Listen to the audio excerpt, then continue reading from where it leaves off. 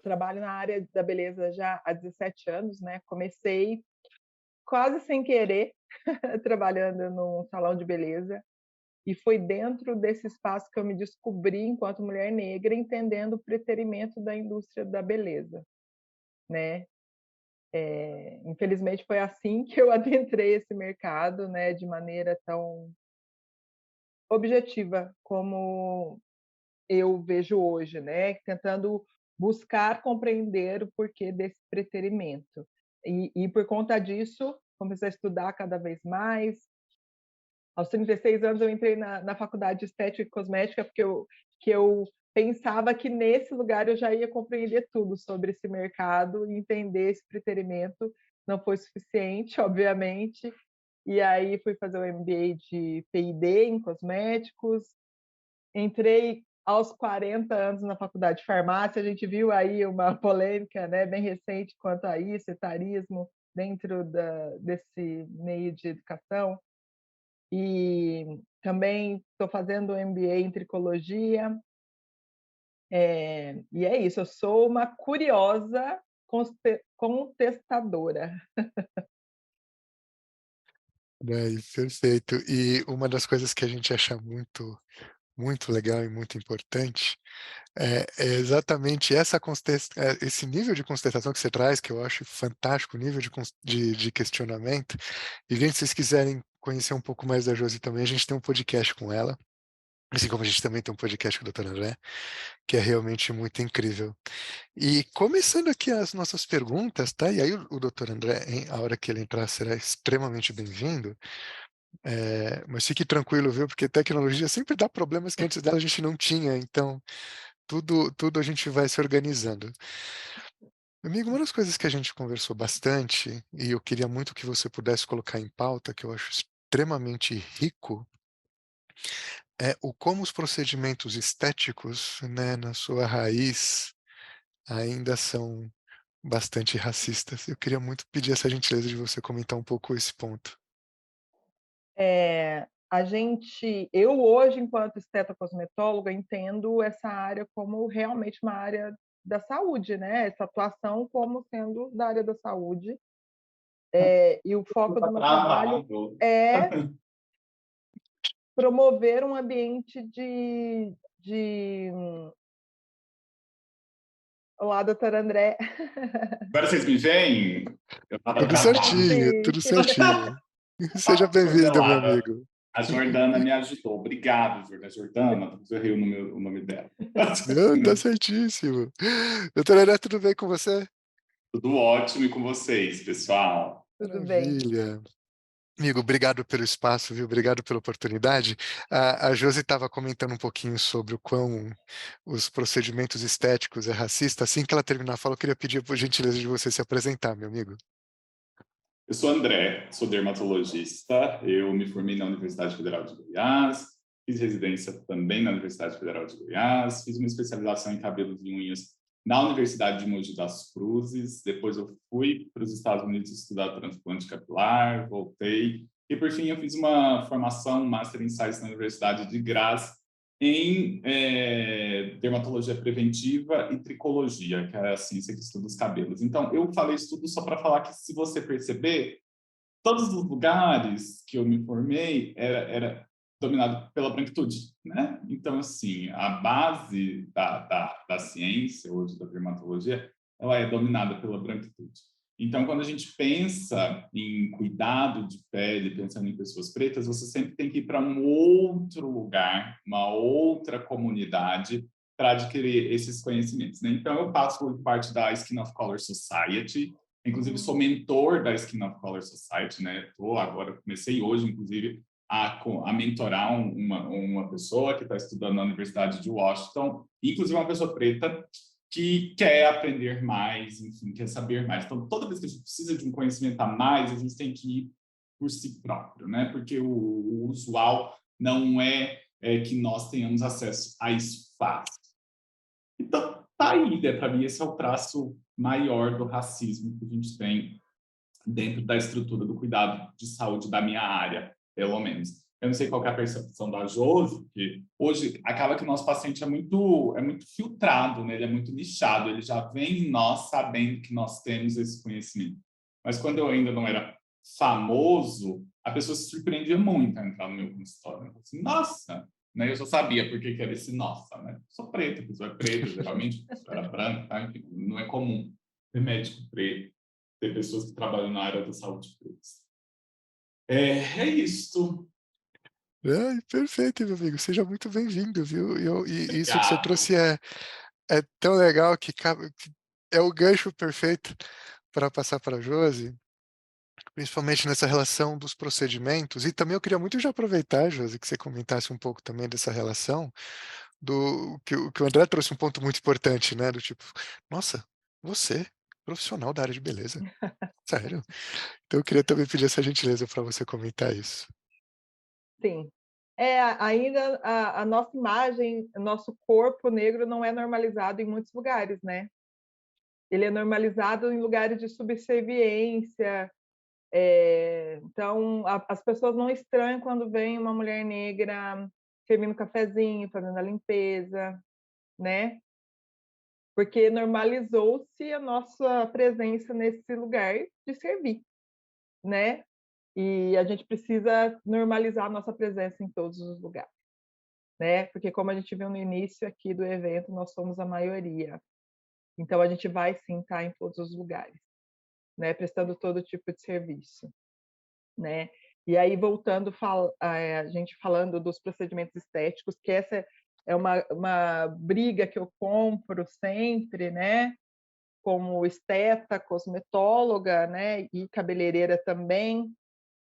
Comecei a ver muito cedo, quando iniciei minha carreira, como as pessoas eram induzidas, pessoas negras eram induzidas a fazer procedimentos, certos procedimentos, e era apontado para elas que aquilo era o melhor para elas, porque ia ser mais bonito, porque... E aí hoje, como eu me vejo uma profissional da área da saúde, eu entendo que fazer adequações estéticas é errado. E quando eu falo adequação, é você adequar uma característica estética natural da pessoa para um padrão, né? E eu acho muito, muito errado, e é racismo, não tem como dizer que não. Então, quando você propõe clarear áreas naturalmente escuras em pessoas pretas, né? Alegando que ela vai ficar mais bonita ou que a autoestima dela vai melhorar, você está estimulando o racismo, você está sendo racista, né? Um procedimento que está muito em alta é a micropigmentação labial em pessoas negras, que neutraliza o tom mais escuro desses lábios para deixar eles rosados. Gente, quem que tem lábio rosado naturalmente? Pessoas brancas. E a grande maioria das pessoas negras tem o lábio mais escurecido. Isso não é um problema. Está afetando a saúde dessa pessoa de alguma maneira, esse traço natural? Não. Então, por que eu tenho que transformar esse traço natural em algo que ele não é e que é característico de outra etnia? Como que não é percebido que esse é um procedimento extremamente racista? Como? Eu não entendo como esses profissionais não conseguem, que vendem esse serviço dessa maneira, não conseguem enxergar a gravidade disso, né? O que eu vejo, e muitos desses profissionais são negros, tá? É importante dizer isso, porque nós reproduzimos, né, muitas violências que a gente sofre. E a gente precisa lembrar que a gente está no sistema capitalista, né? Então, o capitalismo ele induz a gente a achar que o mais importante é a gente faturar, independente do que vem por trás disso, né? Então, se eu estou causando uma violência, uma dor, apontando algo de errado na estética de um igual, mas eu estou ganhando dinheiro, e ainda de quebra, eu vou dizer que eu estou ajudando essa pessoa a construir a sua autoestima. Então, estou fazendo uma coisa boa. Então, como é que vem alguém falar para mim que é errado isso? né? É muito complexa, essa discussão é muito complexa. Toda vez que eu toco no assunto, vem uma legião de haters nas minhas redes sociais, mas eu já estou acostumada, porque eu entendo que eu preciso fazer isso para cutucar e fazer as pessoas questionarem o porquê das coisas. Porque a partir do momento que a gente questiona, aí não tem como você fugir. Se você questiona, você vai entender a motivação real daquilo. Por trás de tudo isso que a gente vê as pessoas chamarem como de estratégia de marketing, né? A gente vai ver o motivo real. E, na maioria das vezes, o motivo real é ganhar dinheiro, né, gente? A gente vive num sistema capitalista. Mas que prejuízos isso pode trazer para a pessoa que busca esse procedimento? Porque eu penso que uma mulher negra que tem um lábio escuro, que busca neutralizar a cor natural desse lábio e adequar esse lábio ao padrão de outra etnia, ela está negando a ela mesma, né? Não só esteticamente, né? Mas para além disso, né? Ela não está assumindo o lugar dela enquanto pessoa negra, né? Na sociedade. E não estou falando que ela está deixando de ser negra, porque eu sou acusada disso também. Não é, gente. Eu estou falando de conscientização racial, né? Perfeito. E aí essa pessoa não questiona isso, mas ela está gastando o poder, o dinheiro dela, porque dentro do capitalismo o dinheiro é o nosso maior poder, a nossa maior arma. Então ela está gastando R$1.000 num procedimento para embranquecê-la, quando ela poderia estar investindo esse dinheiro em outra coisa que traria realmente um benefício muito maior para ela enquanto pessoa, nessa sociedade, incluindo abrindo portas para ela, né, em espaços que a gente é preterida, entende? Uhum, Então, aí, perfeito. quando a gente fala de procedimentos estéticos, e principalmente em relação a mulheres negras, vai muito além do que só alterar um traço estético, né, para adequar. A gente está falando de poder, sim, né, porque essa mulher está investindo muito tempo e dinheiro para se adequar, deixando de investir nela mesma de fato, para ela adquirir mais poder e ocupar mais lugares, né? Então, eu gosto de cutucar, sabe, Raoni? Gosto de cutucar para as Perfeito. pessoas questionarem. Por que você está fazendo isso? Por que você está alisando seu cabelo? Por que você está fazendo uma cirurgia para diminuir a aba do seu nariz? Vamos entender o porquê, de fato? E quando se trata de pessoas negras, a grande maioria dos procedimentos são de adequação estética, e isso é racismo. Perfeito. E o ato de provocar, você está no lugar certo, porque é isso que a gente acorda para isso. E eu queria aproveitar esses pontos que vocês trouxeram, que os dois, e aí eu acho que vai ser uma conversa muito incrível, porque aí também fiquem à vontade para me corrigir, tá, gente? É que eu vou me empolgando aqui, vou falando loucamente, mas uma coisa que eu percebo quando a gente fala de beleza negra, ninguém toca nos dois pontos de especialidades que é o de vocês, que é a dermatologia e a estética. Né, fica sempre envolto a um universo haircare, muitas vezes ao universo Uhum. maquiagem, poucas vezes ao universo skin, mas de fato existe essa necessidade da gente pensar na dermatologia e na estética com muito carinho. E aí eu queria perguntar para vocês, e fiquem à vontade para complementar essa pergunta, para a gente ter um questionamento bem interessante, que é como é que a gente, entendendo esse cenário, como é que a gente pode inovar ou tornar mais acessível o debate de forma bastante pontual, como a gente está colocando, do universo dermo para beleza negra, do universo estética para beleza negra, para que a gente possa pensar até possibilidades de inovação, possibilidades de novos procedimentos, por que não? Né? E aí eu queria ouvir um pouquinho de vocês, eu queria pedir a gentileza do André começar, para a gente começar a colocar isso em pauta, né, que eu acho que esse daqui é o primeiro do primeiro do primeiro de vários, espero, onde a gente, de fato, está dando atenção para o universo da dermoestética. Como eu já comentei, até naquele nosso bate-papo prévio, a inovação da dermatologia ela existe apesar da gente, porque a Josi trouxe isso, existe um interesse comercial, né? A indústria cada dia lança outra coisa, máquinas aí milionárias, para a gente consumir essas máquinas e oferecer para os nossos pacientes as novidade. Às vezes nem é tanto novidade assim, mas enfim, existe uma atualização de software ali. Então, eu trabalho muito com laser, trabalho muito com máquina. O que é a questão quando a gente vai para a população preta? A gente, lá da época da invenção do laser, traz isso que nós, pessoas pretas, não podemos fazer laser. Estou citando aí um recorte, um exemplo. De fato, naquela época existiam poucos estudos, nós tínhamos máquinas pouco tecnológicas, e essa impossibilidade que nossa pele fosse submetida àquele procedimento existia pelo risco, né, ali de mancha, de complicação. A ciência evoluiu, a dermatologia evoluiu, e hoje eu acredito que existe muito mais o interesse pessoal, particular de cada um, do que, de fato, o interesse grande da indústria de já trazer um protocolo para mim pronto para eu fazer no paciente preto. Então, o que eu falo? A inovação acontece dentro do meu consultório, que existe uma demanda aqui, existe uma demanda pessoal. Eu quero fazer aquele laser, eu quero fazer aquele equipamento, eu quero fazer aquilo em mim e nos meus iguais. Então, essa inovação existe partida do indivíduo para o macro. Né? Não é da indústria, não é B2B, é C2C.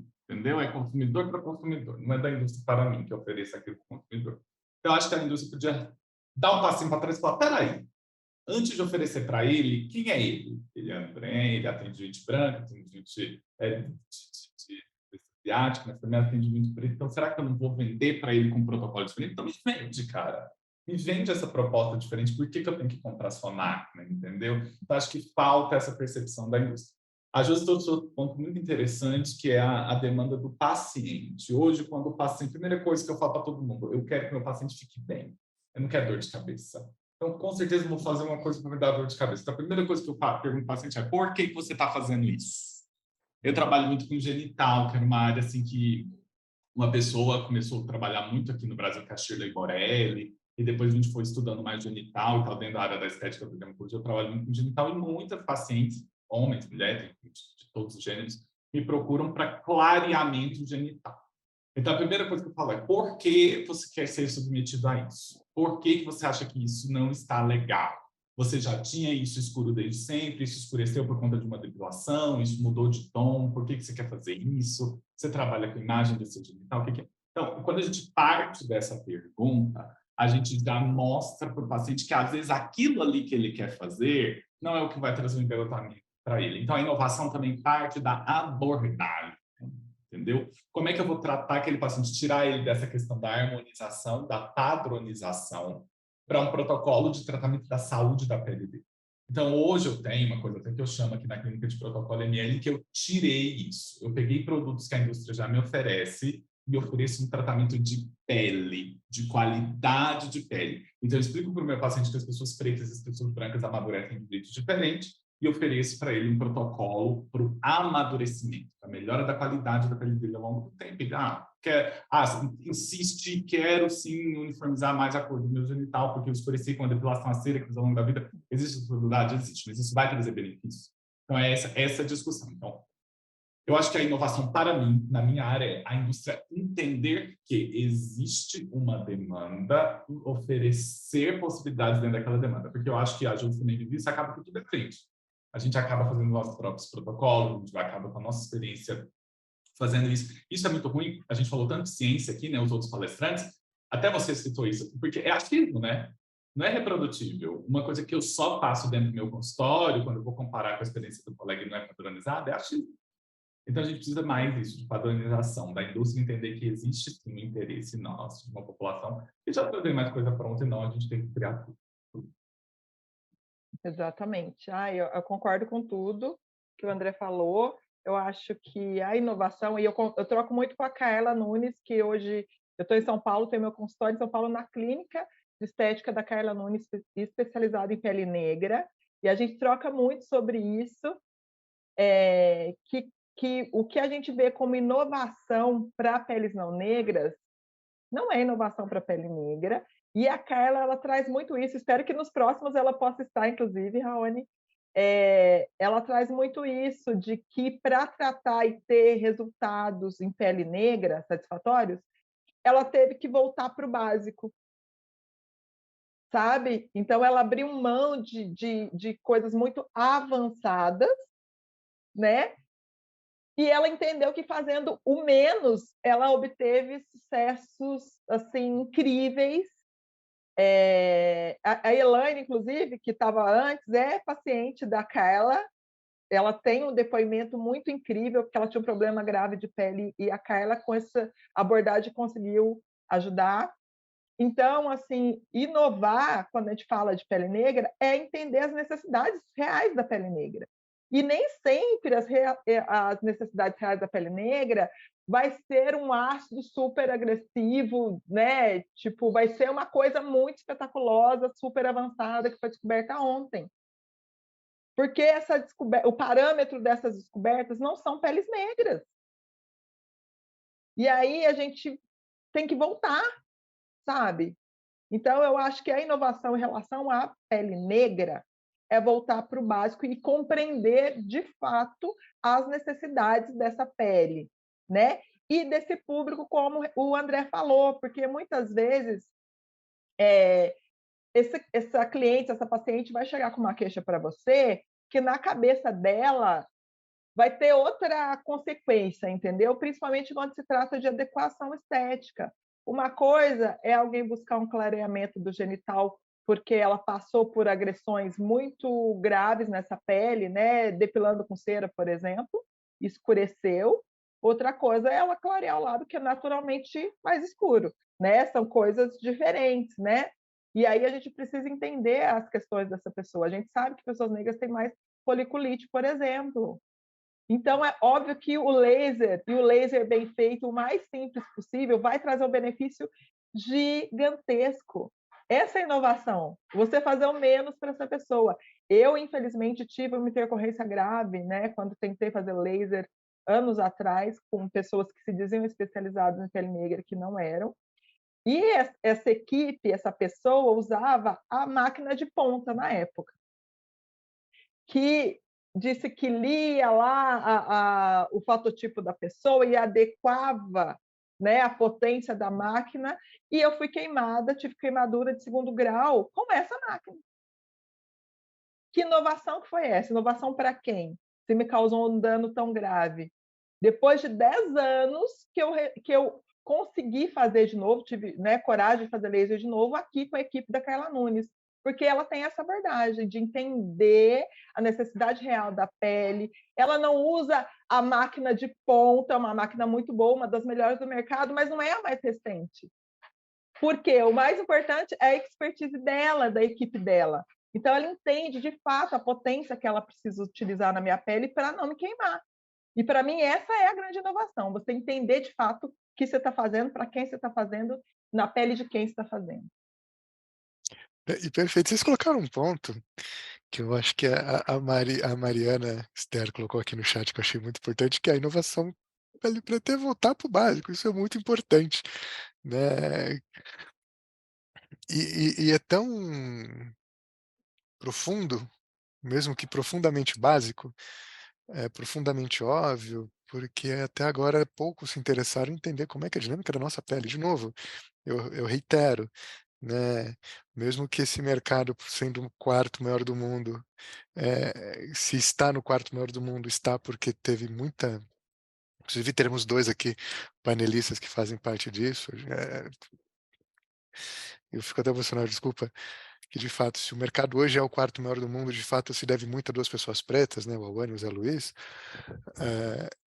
Ainda assim, mesmo trabalhando há tantos anos como eles, a gente está numa vanguarda, falando óbvio. Isso é um pouco irritante. Sim. Mas uma coisa que eu acho interessante que vocês colocaram, que de fato na relação do básico, e aí entendendo o básico, entendendo a dinâmica de mercado, existe uma indústria por trás, né? Não daquilo que vocês, do que a gente busca, mas muitas vezes vomitando o que a gente tem que colocar ou tem que propor, porque é o que tem. Como é que é essa relação de vocês com as dinâmicas de indústria? Como vocês enxergam, né? E o que vocês esperam das indústrias que vocês trabalham para entregar esse básico, né? Eles estão maduros bastante para voltar para esse básico ou eles acham que ainda inovação é levar nego para Marte? Você quer começar, João? Posso começar? A indústria tá completamente perdida, Raoni, a verdade é essa. A gente teve esse exemplo aí com a questão das pomadas recentemente, né? Tanto de como a própria Anvisa lidou com a situação e depois aquela reunião desastrosa, para não dizer outra coisa, com a indústria, né? A indústria, os órgãos regulamentadores estão perdidos quando se trata de produtos para nós. Então, como que eles querem inovar se de fato não conhecem nem o básico, né? Pomada capilar, gente, é um produto que está no mercado há muito tempo. Para quem entende formulação, sabe que é uma formulação super básica, simples. Não à toa são produtos tão baratos, mas que não foi de fato pensado para esse uso tão específico como as tranças, né? E aí, quando começou, essa demanda surgiu, simplesmente só, a gente já tem uma pomada, vamos falar aqui que é para trança, e essas pessoas vão usar, mas quem formulou, quem vendeu, não conhecia de fato a vivência dessas pessoas, né? E a gente sabe que quando a gente vai formular um produto eficiente, seguro, a gente leva em consideração, primeiramente, as necessidades desse público e essas vivências, e dentro desse raciocínio a gente vai pensar em todas as possibilidades de problemas, inclusive. Então, pense, se as pomadas tivessem sido pensadas para uso de trança, quem faz trança, quem usa trança, já ia falar, espera aí, quando eu for lavar, para onde que vai esse produto? Eu faço baby hair está aqui encostado na pele, a pele transpira. Esse produto vai ser levado para algum lugar? É básico, isso é básico. Em relação a um produto básico e não foi feito. E aí a gente vê uma crise de saúde pública gravíssima, né? E como a indústria toda recebeu isso, mostrou só como esse mercado é extremamente racista, como essa indústria é extremamente racista, porque culparam o consumidor, culparam as transistas, e até agora a gente não viu ninguém falar de fato qual foi o problema, né? Então, assim, olha, a gente está em 2023, gente. Uma pomada para cabelo causou tudo isso. No uso específico de um grupo racializado. Como que essa indústria quer falar de inovação se ela não entrega o básico para a gente de forma eficaz e segura? Não dá. Então, para mim, essa indústria está completamente perdida em relação à população negra e às suas práticas estéticas. Eu enxergo aqui dentro do meu consultório, eu prescrevo dermocosmético todos os dias, né, 3 momentos da indústria. Eu tenho os grandes, eu tenho os médios e eu tenho os pequenos. Os grandes são aquelas empresas clássicas, né, que estão sempre na minha prescrição. E que eu ando vendo, apesar de aqui no meu consultório eu tender a prescrevê-las, né, e a gente viu aí nos últimos 5 anos uma mudança, por exemplo, tem uma empresa que antes ele tinha só um protetor, e quando ele lançou um protetor com cor, ele lançou um protetor com cor universal. A gente sabe que não é universal. Então, eles vieram aumentando a cartela, hoje eles trabalham com 6 cores, 6 tonalidades, até mudaram, né? Chamaram de morena mais uma época, hoje eles colocaram aí o tom negro e tal, que de fato é uma cor que adequa bem na pele mais retinta. Esses são os grandes que, enfim, estão aí rebolando dentro da lógica de mercado para serem mais inclusivos. Eu, sinceramente, não sei de onde vem essa inclusão. No segundo grupo, eu coloco os médios, que são empresas que ganham cada vez mais destaque, e ocorreu um momento aqui no consultório que agora é o paciente que me pergunta, e esta opção aqui? São produtos muito mais baratos, né, que teoricamente têm a mesma formulação dos grandes, porém com um custo-benefício um pouco, na verdade, com um custo um pouco mais acessível. O que eu vejo da maioria dessas marcas? A gente sabe que um produto conta muito veículo. Geralmente, esses produtos têm um veículo sérum. Então, quando a gente fala de pele preta, sérum não é tão interessante. A gente sabe das nossas glândulas, a Adriana até falou um pouco, né, que existe aí uma grande possibilidade desses produtos darem acne, e a maioria das minhas pacientes mulheres pretas tem acne da mulher adulta. Então, o paciente pergunta, e eu geralmente falo, eu tento experimentar isso tudo, essa indústria quer baratear, o que é legal, porque a gente sabe que grande parte da parcela, grande parte da população preta está numa condição social que um produto mais acessível é mais legal, porém tem essa questão do VI. E o terceiro, os bem pequenos, aqueles que fazem uma produção quase artesanal. Eu me incluo nisso hoje. Eu participei do desenvolvimento de um produto dentro de uma empresa que eu sou sócio, que está criando uma linha de shampoos para o cabelo 3A, 4C. Então, foi um ano quase de desenvolvimento, testes de eficácia. A gente vai testar agora, fazer, inclusive na empresa do Adriano, os testes de sensibilidade cutânea, os testes oculares. Então, que é uma produção quase artesanal mesmo, em pequena escala, mas um produto pensado para a população preta. Então, eu falo que hoje tem 3 momentos da indústria. Os game changers aí, essa galera do meio, e nós muito pequenininhos. Aí entra dentro a galera da maquiagem, né, negra rosa, enfim, toda essa galera que está fazendo um produto pensado. A minha relação com a indústria é essa, com os 3. O que eu acho? Eu acho que os grandes ainda precisam evoluir muito, os médios precisam entender um pouco mais dessa questão aí da nossa pele. E os pequenos, a gente precisa ser mais divulgado, né? Que depende do nosso consumo do Black Money circular. Eu acho que é isso o momento da indústria que eu enxergo. Desculpa, Raoni, eu Fica à concordo com o André. vontade. E quero dizer também, né, que eu fico tão que eu esqueço às vezes até de falar que eu sim faço parte da inovação, assim como o André, dentro dessa indústria, né? Porque eu desenvolvi uma linha de tônicos para pessoas que trançam os seus cabelos, né? Um calmante e um fortalecedor, porque eu sou uma mulher que usa tranças e uso tranças há muito tempo e eu tenho essas demandas e eu entendo que são demandas de uma grande parte da população negra que utiliza penteados protetores, como tranças, dreads e tudo mais. Mas a gente acaba criando essas coisas porque ninguém cria, né? Então, assim, eu jamais tive a intenção de ter uma linha de cosmético, mas se eu não fizesse, né? Quando que iriam fazer para mim? E é isso. E a gente, como o André falou, nós somos pequenos, né? Para a gente brigar com os grandes aí é complicado. E os grandes não querem muito enxergar as nossas reais demandas, né? Infelizmente. Perfeito. E, gente, caminhando para o final, e entendendo que essa pessoa que vos fala tem algum probleminha, que ainda eu não sei o que é, mas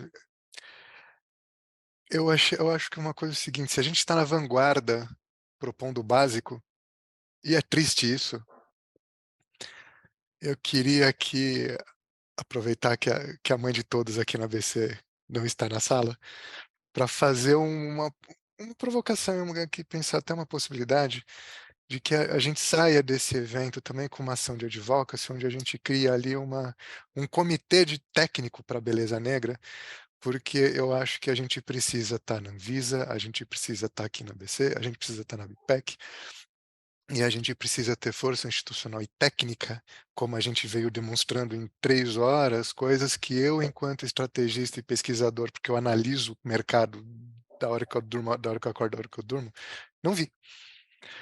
E isso chega, desculpa o termo, é patético, porque não tem outra possibilidade de falar isso. É patético não ter as informações da forma acessível. Não é culpa nossa. Sim. Por isso é que eu queria propor esse ponto. E eu acho que se vocês toparem, acho que todos aqui toparem, já abro aqui para todo mundo também no chat. Eu acho que é extremamente importante a gente assumir o nosso papel enquanto agente transformador e criar esse comitê técnico para mostrar e apontar o dedo e falar: não, você está falando besteira. Por quê? Está aqui os estudos. Quem está falando isso? O Comitê de Beleza Antirracista. Aí, de Sim. novo, drop the mic, chupa mundo. Vamos fazer acontecer, porque eu acho que isso é necessário. Então, fica esse ponto aberto aqui. Josi e doutor André já estão mais que convidados, até porque eu estou falando com vocês. Eu já estou colocando vocês no fogo aqui, mas eu acho extremamente importante a gente, para sair da teoria, criar esse vanguardismo do excelente arroz com feijão. Então, se vocês toparem, eu queria muito ouvir de vocês, porque aí a gente já começa os caminhos finais aqui do nosso painel. Eu acho urgente isso, né? A gente está em 2023 e a gente precisa resolver um problema grave que nem deveria mais existir, né? Que é a indústria cosmética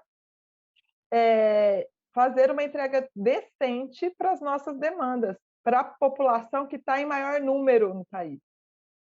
Né? É um problema que não deveria existir e é realmente patético, como você disse, que isso exista ainda hoje. Né? E como que a gente vai solucionar? Só nós que conhecemos os problemas e também as soluções, a gente tem que fazer parte de tudo, como você falou, a Anvisa, a ABPEC, a ABC, nós precisamos estar dentro desses lugares para fazer esses apontamentos e eu estarei com o maior prazer. Eu costumo até pedir para minha assistente trazer aqui, eu costumo andar com o meu shampoo para todo lado. Por quê? Porque eu fico olhando para ele pensando, gente, que mais que eu posso oferecer? Sabe? Então, eu acho que eu queria muito que nem eu não me considero da indústria, eu sou simplesmente um tricologista que estudou um pouco mais, entende o que um cabelo precisa. Sabe, se eu tenho essa preocupação com oferecer um produto legal para o meu público, por que a indústria não tem essa preocupação tão grande? Sabe? Eu que sou aqui, igual eu disse, muito pequeno e fico olhando para ele todo dia e penso, ai, mas eu devia ter posto mais disso. Então, ai, será que eu já queria uma fórmula plus que tem mais aqui? Assim, se eu fico com essa preocupação constante, por que a indústria não está? Então, Raoni, eu acho que é muito mais. Eu acho que além disso aí que você propôs, que é ótimo, eu acho que a gente precisava fazer o poder do nosso Black Money, sabe? De fato, ser impactante. Tem uma fala, né, do Emicida que é isso, que tudo que nós temos é nós mesmos. Então, se a gente reúne, a gente mostra para que a gente fez e o que a gente quer, o que a gente precisa. Acho que isso é um ótimo início, mas eu queria muito mais. E vamos fazer muito mais. Então já temos alguns eixos de trabalho, gente. O nosso comitê técnico de beleza antirracista, com poder global de atuação. A gente vai ter eixos aí da área técnica, eixos da área de cadeia de valor, para fazer com que a cadeia de valor também seja inclusiva, e área para desenvolver o Black Money. E eu acho, então, demos um passo importante. Agora é fazer acontecer. Então, já, muito em breve, vocês saberão da nossa primeira reunião de comitê para a gente construir o comitê. Então, gente, indo para o final real e com bastante pesar, a gente não vai ter tempo para fazer esse puxão de orelha, porque vocês já deram, acho que, extremamente pontuais, e as dicas também, mas eu queria terminar com aquela pergunta clássica que a gente faz, e eu já tive o privilégio de fazer para vocês dois, mas aqui para registrar, por que que os nossos ancestrais se orgulham de vocês? Eu acho que se orgulham porque eu tenho a coragem, né, que eles tiveram para me trazer até aqui, porque não é fácil a gente se posicionar como pessoas contestadoras, né? Porque tem gente muito maior que eu, muito confortável com a situação como ela está dentro desse mercado, né? E quando você tem alguém que aponta de maneira tão objetiva os problemas, existem consequências, né? Mas eu enxergo que eu preciso